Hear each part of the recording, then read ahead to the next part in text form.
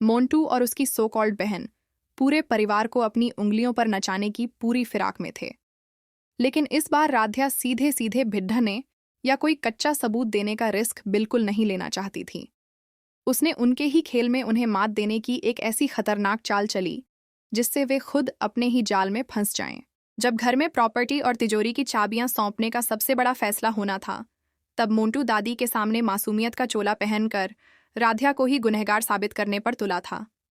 राध्या समझ चुकी थी कि सीधे इल्जाम लगाने से बात नहीं बनेगी, इसलिए उसने उनके सबसे बड़े लालच यानी पैसों का दांव खेला।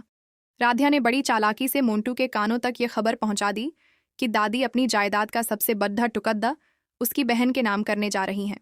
Advertisement break. बस फिर क्या था, बेहिसाब पैसे के लालच ने दोनों के सिर पर ऐसा भूत सवार किया कि मोंटू और उसकी ढोंगी बहन, जो असलियत में उसकी पत्नी थी, आपस में ही हिस्सेदारी को लेकर भिड़ गए।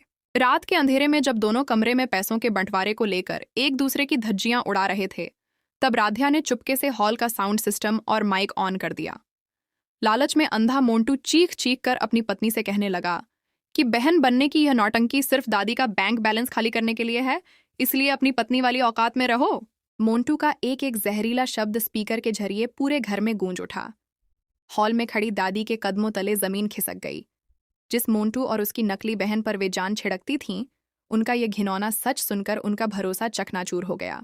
जैसे ही मोंटू कमरे का दरवाजा खोलकर बाहर निकला, सामने जलती आंखों से घूरती दादी को देखकर उसके पसीने छूट गए।